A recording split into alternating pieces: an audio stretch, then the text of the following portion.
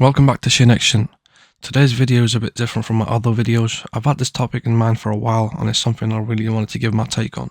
I just feel like lately gaming hasn't been fun and I'd like to put my arguments forth as to why I think that might be the case.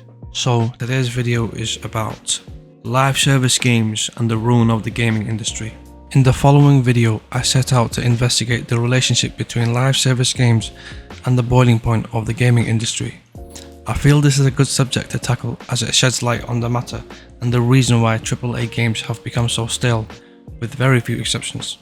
In this video, I tried to make sense of the state of gaming currently by investigating the cause of such circumstances, the effect they have as a whole, and how it leads towards unsustainability of the gaming industry, and as a result, pushing it to the brink of collapsing. However, before I put my reasons forward, I want to give some context to a few things. Firstly, games. Games, in case you were living under a rock, are a form of, but not strictly limited to, digital entertainment that one plays for fun, and for many, myself included, a form of escapism from real-world problems, politics, and/or anything stressful. For many, it's a gateway to immerse themselves into a perfect utopia, albeit temporarily. In this day and age, games can be played in multiple ways on multiple systems such as consoles, phones, tablets, or PCs. If there exists an interactable touchscreen, chances are that you can play a game on it. Heck, you can even play a game on a calculator, trust me. Next, game genre. The word genre refers to a particular type or style of a game. The word is used to categorize games, so for example, live service, or my personal favorite, JRPGs, which stands for Japanese role-playing games. Lastly, live service games. Live service games is a genre of games that some would call predatory. They are by design crafted in such a way to keep players reeled in and keep coming back for more using various methods.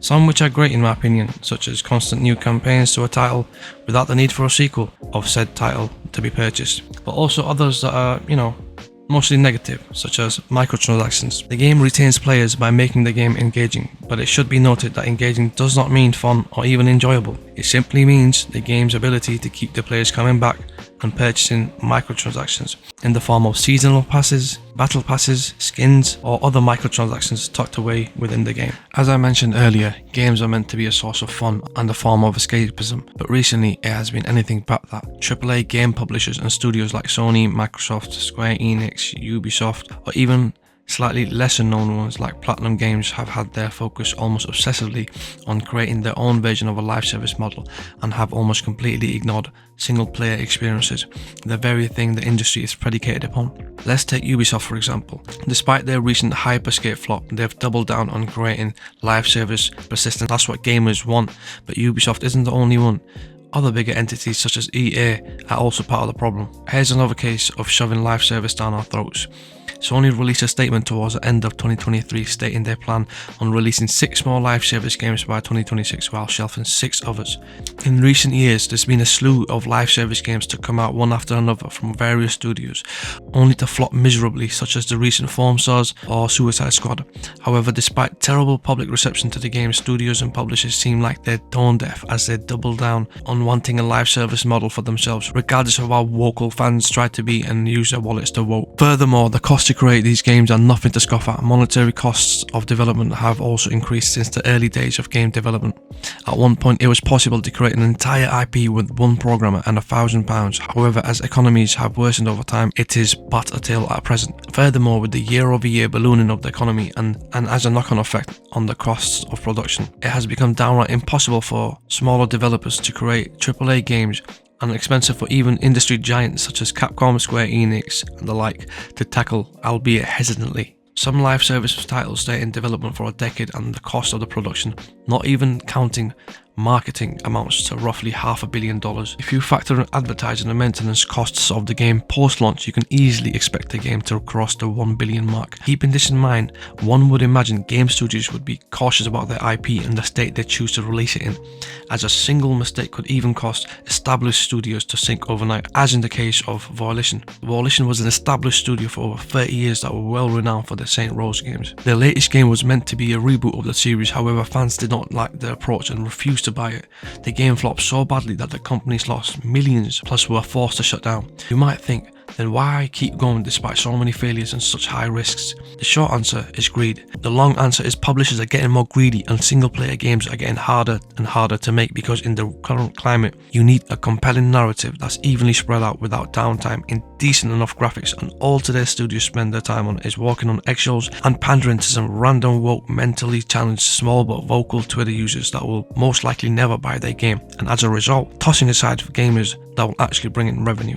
If you create a game that has shallow lore, keeps players engaged, returns immeasurable amounts of profits, so much so that the studio could be comfy for the rest of their existence, and if it keeps the studio happy and the fans happy, then why wouldn't they take that route? The truth is, there's not enough gamers, and more importantly, not enough spending for growth in the live service model, not even accounting for other studios that would want to try the model for themselves.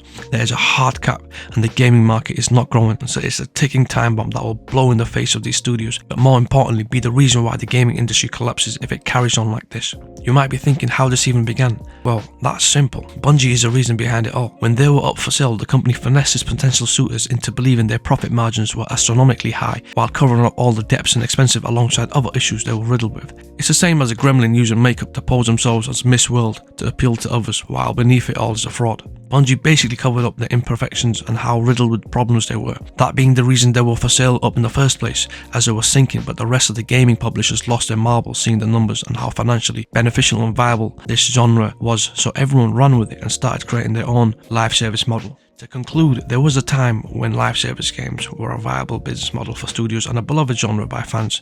However, as time passes, trends also pass. In the current climate, live service games are no longer viable.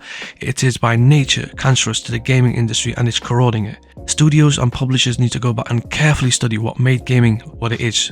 When studios put love and care into their work, games were beloved and people flocked to them in droves. But since games have become about money and increasing profit margins, games have become shallow and stale, unless studios go back to their roots by creating single-player experiences with perhaps an addition of a multiplayer live service-esque campaign. The industry that we know and love is doomed. Thank you for watching. If you enjoyed this video, please give it a like and subscribe if you want to see part 2 on how wokeism and politics is ruining the gaming industry. And I'll talk to you again soon. Johnny.